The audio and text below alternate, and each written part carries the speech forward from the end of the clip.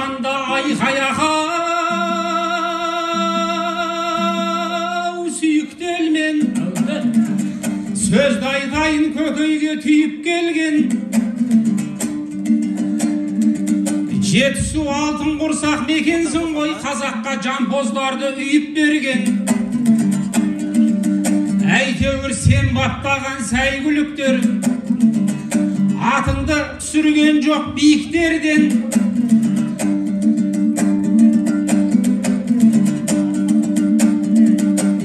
пенсионер атанған айтақындай айналайын сүйкімді кейіпкерден жаратқан айтекеңнің бойына да бір емес жеті өнерді жиып берген талмайтұғын тақылдаған тілмен жақ былай тұрсын талмайтұғын аяқпен иық берген армысың Жетісудың жайсаң жұрты айтысты жан тәнімен сүйіп келген пенсияның өзіндей аз уақытын пенсионердің тойына қиып келген айқаяға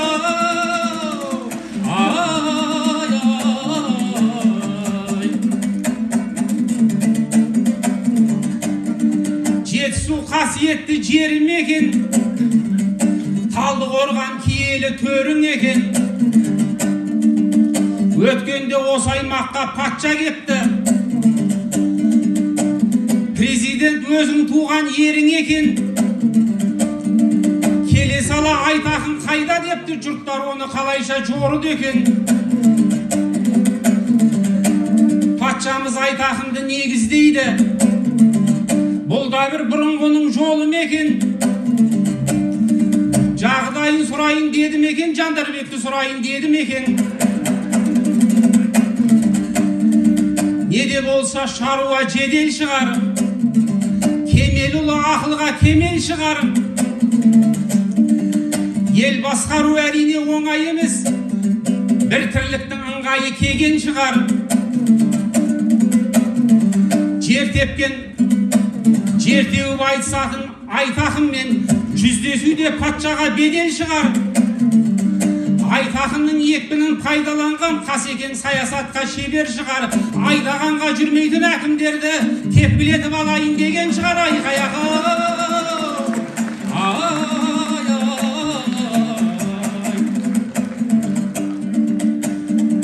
ақындар алыс демес іргеңде екен айтысқа кірісейік бірден көкем әлгінде ақындарды таныстырды уақытша жүрсін болып жүрген көкем ол жерде мұндай адам жоқ еді ғой жағдай неге бұлай түрленді екен үрпиіп қасымызға қонақтаған мына бір үкілі кәмшат кім болды екен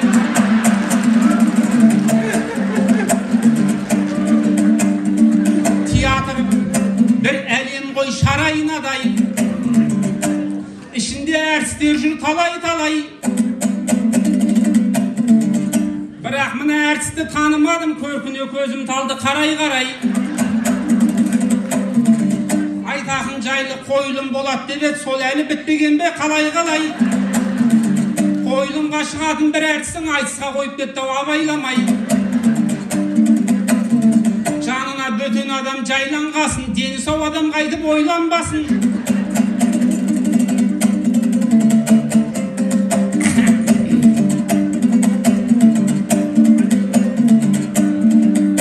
мынаны тез алып кет бұл арадан айналайын Жандарбек қаймаңдасын әжептәуір айтысы әкеңіздің кино комедияға айналмасын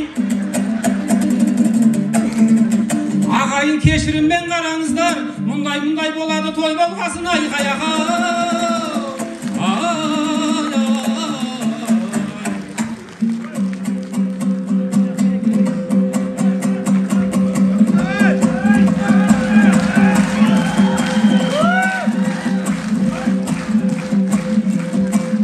айтақым боп мен бүгін толғап келдім үкіменен шапанды зорғап келдім хайлайлым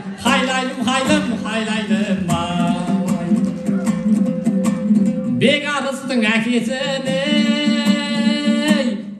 адасқам деп Жандарбектің әкесін сондап келдім хайлайлым, хайлайлым, хайлайлым,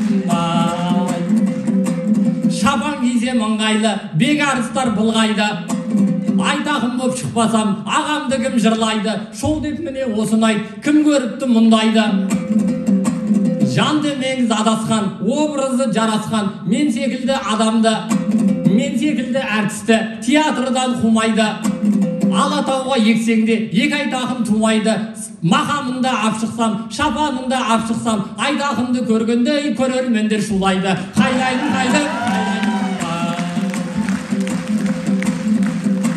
жан сүгіріп Мәдинеде сарайында өткізібек айтыстың талайында хайлайлым, хайлайлым, хайлайлым, ай. Сәлем бердім театрда, тұңғыш рет айтыс көріп отырған ағайынға хайлайлым, хайлайлым, ай. Айтақымдай ағамыз басына киіп бөрікті, 40 жылдай айтыста сақынаны теуіпті, екі иығын жұлып жеп, ел күлкіден өліпті. Орындықты сындырып, шаруасын тындырып, көп ақынды жеңіпті. Әртістігі жақсы боп, киноға түссе бақсы боп, Асан әлі соңынан актер болып еріпті. Өлеңімен ойдағы, өнерімен бойдағы, елді айтақын ерітті. Бейбіттей жақсы әкім кеп, бір өзі бір бейбіттей жақсы әкім кеп, айтақын жақсы ақын деп, бір өзі бір театр деп, театрды беріпті. Хайлайлым, хайлайлым, ай.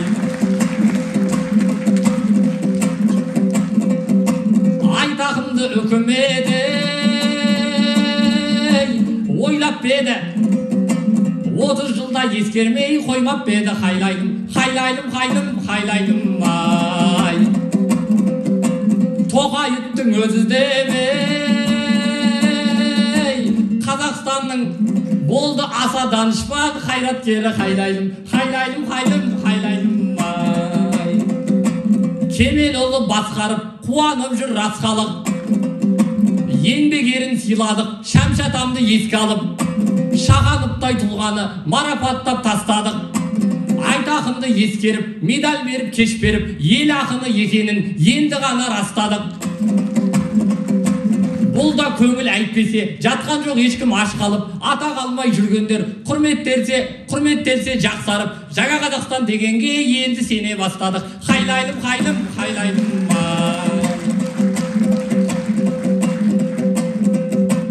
сақалы жоқ, мұрты жоқ, бекарысым, түсінбейсің, не жассың, не кәрісің. Хайлайлым, ай. Айтақымның тойына кім шақырған, Түркістанның түнерген терроризм. Хайлайлым, ай. Келдір деген аты бар, қорқады жұрт сенен ақ, қақмаңдайдан дәл тиет, атқан оғың жобалап. Оғың тиген талайдың басы жатыр домалап. Туған жерің Түркістан, қазақ үшін жер абат, елге қызмет еткендер сонда барып демалат. Яссауи тыным тапқан жер, Абылай атам жатқан жер, талай көрдік аралап. Қанша бимен батыр бар, олардай кім болалар? Сондай жерде туған соң абыройың жоғарақ, неге келдір болғанын түсінемін содан ақ. Мола жақта өскендер келдір болмай не болады? Хайлайлым.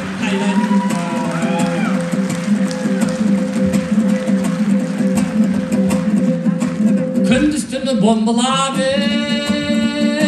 бүкіл жерді, жер бетінде көбейткен түтіндерді. Хайлайлым, ай.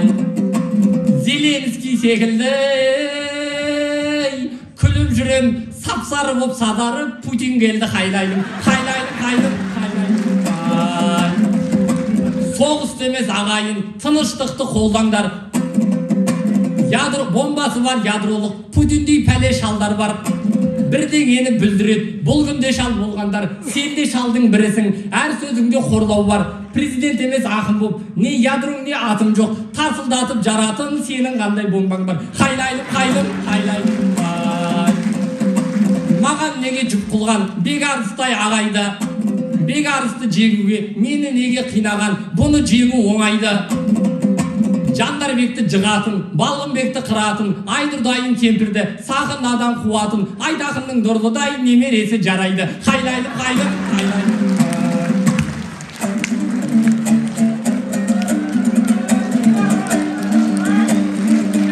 Айтысу сенімен бір жұмыс еді, Сырымжан бел сыбанып кіріседі.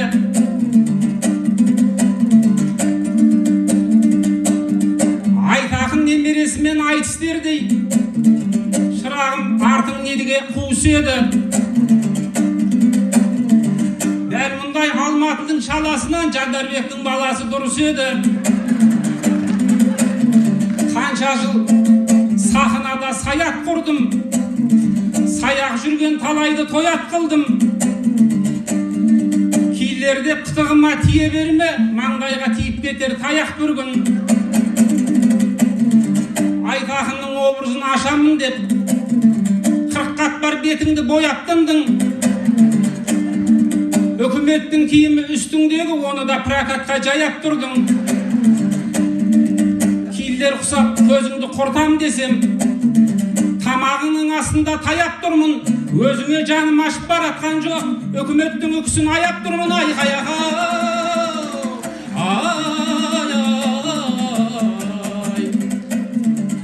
арманы мұның Алатаудай мекен. Кейбір сөзі жаныңды баурайды екен. Үстіне шапан киіп үкі тақса, өзінше Айтақыннан аумайды екен. Шіркіннің жасап жүрген ісін қара, адамды да осылай сомдай мекен. Бұл жазған келе-келе өзгерді ме, жоқ әлде туа бітті сондай мекен. Айтақын ол жігіттің сұңқары ғой, сұңқарды сомдамай қоймай мекен. Ағайындар менің бір түсінгенім, ағайындар менің бір түсінгенім. Адам кейде түрден де сорлайды екен. Шапанги үкі тағып белдік байла, болмайтын нәрсе бірақ болмайды екен.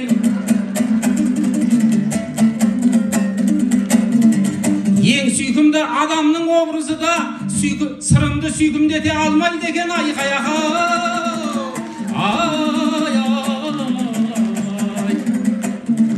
өткенде елден біраз асылдар боп, түрленіп қызыл сары жасылдар боп,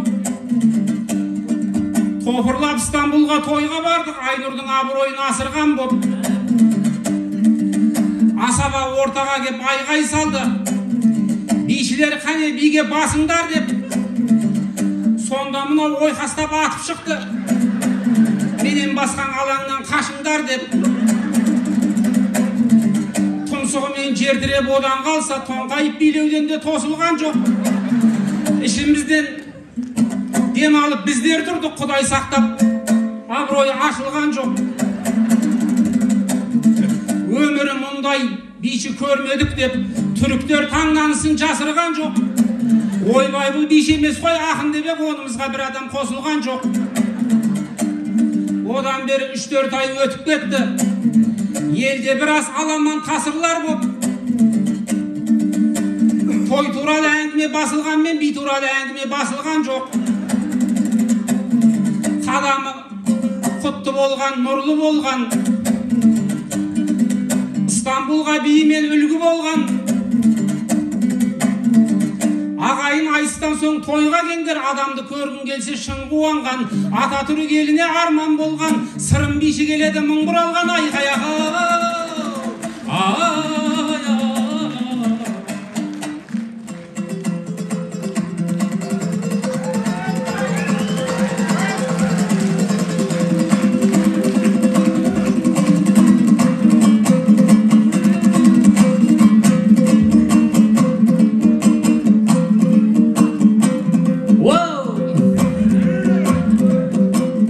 жолықтым бек арыстай қара нарға, Құдай басқа жазған соң шара бар ма?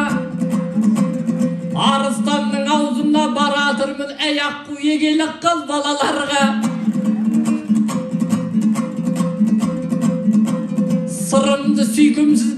Ağlamаңыз әпәдемі түр берген маған Алла. Болсам да пұшық мұрын ашық ауыз, сүйкімді көрінемін бар адамға.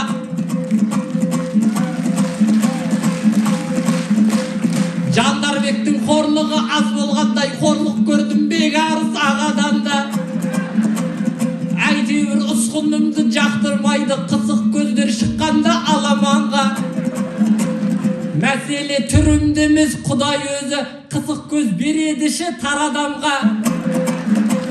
Сырымда сүйкімсіз болып көрінеді ең сүйкімсіз көздермен қарағанда.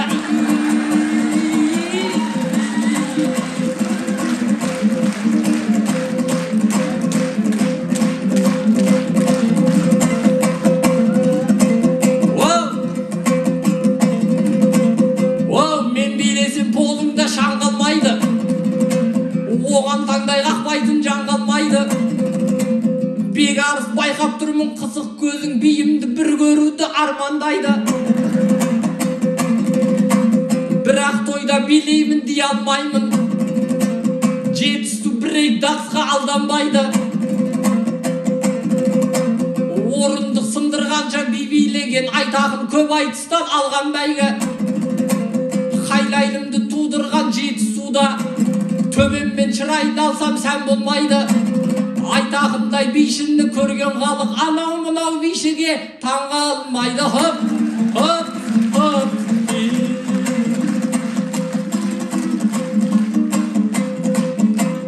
Қызықты өтуші еді әр аламан. Ақындар болған кезде адал оған. Бекарыс біздің өнер емес.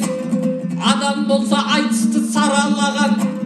Айтағыммен замандас ақындардың секілді көрінеді бәр абадан. Қоныспай серікпенен Құдай берлі, тұлпараттай тұяғын тағалаған. Бұрынғы ақындар ай айтыс үшін, бұрынғы ақындар ай атақ үшін ар ұятын төгуді қаламаған. Әселхан сөзден ұстап алған кезде Шорабек тоқтауды ар санамаған. Көлік жоқ заманда да бірін-бірі іздеп тауып ауылын аралаған. Жүлдалса да бөлісіп сақына да бірін-бірі иттей ғып таламаған. Ел алдында айтқаны тараса да артынан сөйлегені тарамаған. Жеңу үшін жүректі жараламай бір-бірінің көңілін бағалаған.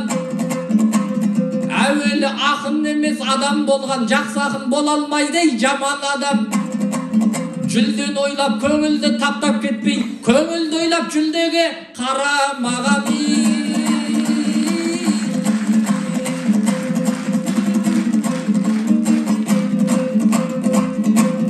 Бекарыс сүйкімсіз деп мен алдайды. Ондайға сырым балаң сен алмайды. Бұл ағам өз түрінде қарап алмай, неліктен тақырыпты кең алмайды. Жұрт осы Бекарысты көрген кезде Жандарбек қартайыпты деп ойлайды. Ал енді Жандарбекті көрген кезде Бекарысты жап-жас деп ел ойлайды. Шынымен бұл екеуі қатты ұқсайды, көрген адам көзіне сен алмайды. Екеуінің де көздері сығырайып, екеуі де сырымды көре алмайды. Екеуінде айтыста сақ, екеуінде сахнада айтысқанда мен жеңбесем басқа ақын жеңе алмайды. Екеуінде ешкімді аямайды, екеуінде дүниені бөле алмайды. Неліктен бір-біріне қатты ұқсайды, осыған ешкім жауап бере алмайды. Айтақынның баласы деп жүрсек те Жандарбек Бекарыстан неге аумайды.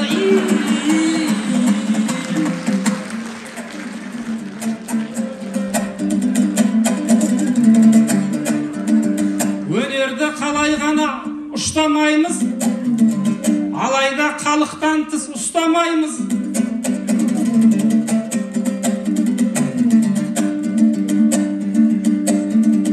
Айтақын мен Жандарбек үшеуміз де бір атадан қап кеткен нұсқадаймыз.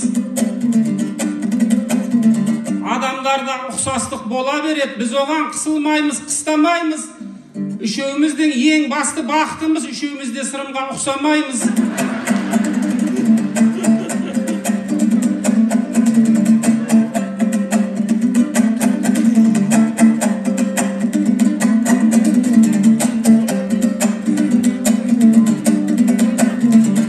Қасымда сырым деген ғұламаң бар, мықты ғой ғұламаға шыдағандар. Қашаннан қалыптасқан қағида ғой, бір-біріне ұқсайды ол адамдар.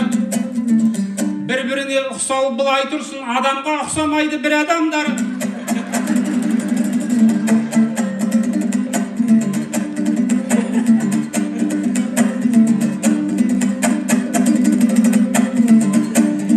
Жандарбек Бекарыстан аумайды деп, мені ауыр сынақпен сынамаңдар.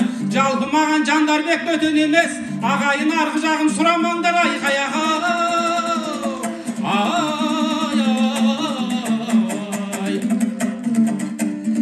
жерінде Жетісудың жортайықта,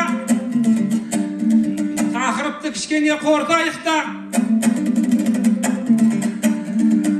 60-тан асқан менен айтағамыз қартайыпта қалған жоқ, ортайыпта. Қарымды қаламгер ғой менің ағам, отырып та жазады жантайыпта. Бақсылығы Сұрапыл бұл ағамның, Сұрапыл жанға сенім артайықта. Бақсыны ушықтырмай ұстап отқан жеңгемнің де еңбегін байқайықта. Жәмиладай жаны жайсаң, Жәмила жеңшемеді, таудай алғыс жаудырып тарқайықта.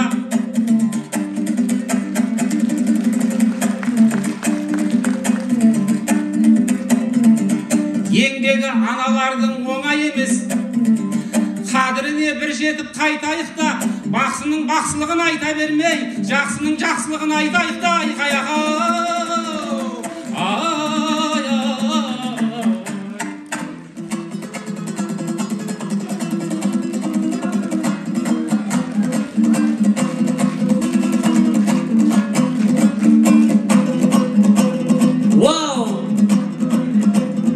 әдет қып мені сорлы көрсетуді, Бекарыс іс қылмады ер секілді. Сырымға ұқсамауда бақыт қой деп ақылды адам айтама сен секілді. Ал қысық көз болғанның несі бақыт, жігітсе мойындасай кемшетіңді. Мен көзімді сығырайта саламын ғой, сен бақырайта алмайсың мен секілді.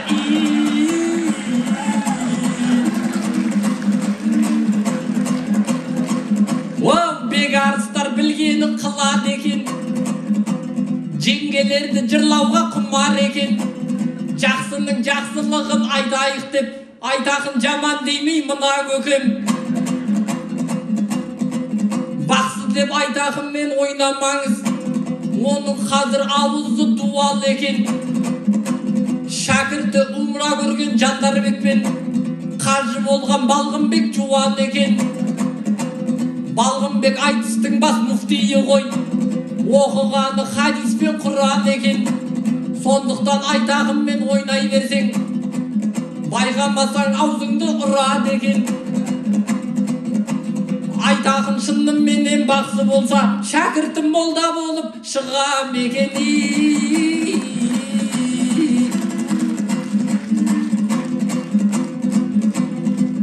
Мінезі найзағайдай сатырлаған, айтақында әкемдей жақын маған. Жанам деген жігітке ұстаз болып, ақынды отқылады лапылдаған. Тықылдап күнді әкесі тұрғаннан соң, Жандарбек ақын болды тақылдаған. Әкесінен шапалақ жемегенде, ел шапалақ ұрмас ет чатырлаған. Айтақын тай күнінен баптаған соң, Жандарбек талай көлік тақымдаған. Өз айтысқан баласын ұмытпаған, айтақын ағам неткен ақылды адам.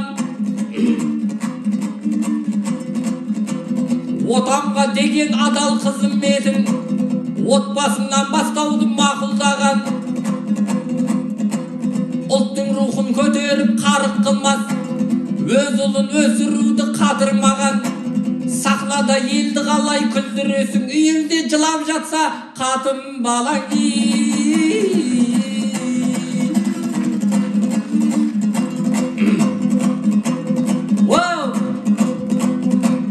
Бекарыс ештеңе емес билегенім, мендегі өнерімнен именемін. Айтағымның айтысын көріп жүріп, көп нәрсені көңілге түйген едім. Қонысбаймен айтыста бұлай текең, қылған істі мен бүгін үйренемін. Ағасын шөлп еткізіп бір сүйген еді, онысын қабыл алды сыймен елім. Қоштасып бет сүйісіп тарасайық, елестетіп солардың бейнелерін. Мен бүгін айтағымдай боламын деп үкі тағып шапанды киген едім. Үкі тағып шапанды кигеннен соң бір түрлі айтағымдай күйгенемін. Бекарыстың бетінен бір сүйейін, сүйгісі келе берер сүйгенерін. Бетіңді тосып тұрсаң болды маған, бастысы аузыма тиме менің.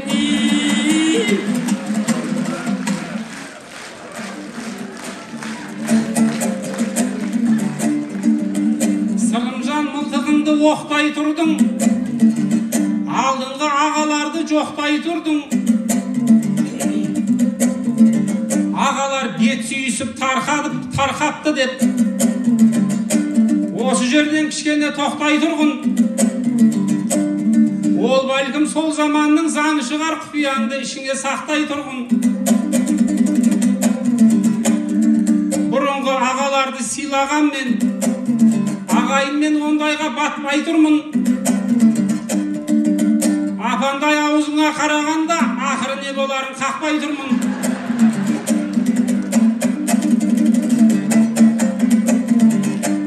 Жүз жерден бетсіз бетбақ болсам дағы, мына мен сүйісуге батпай тұрмын.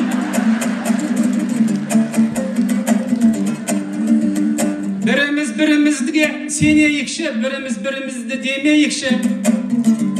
Кәрима Оралова айтатындай халықтың көкейіне енейікші. Сырымжан өтінемін сыйласудың басқа да жолын қарап көрейікші.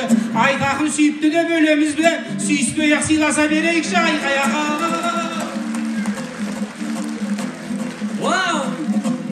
Біріміз бірімізге сенейікші, біріміз бірімізге ерейікші. Бекарыс бірдек айтсам қиындатпай, кішкене жеңілінен көрейікші. Мүйіш шықса 40 жыл сыйластың ғой, сезімге де бір көңіл бөлейікші.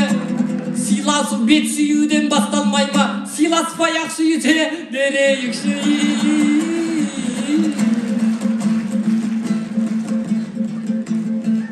Сүйкімсіз деп сырымды алған бетте, Бекарыс-ау сен олай естірмеші.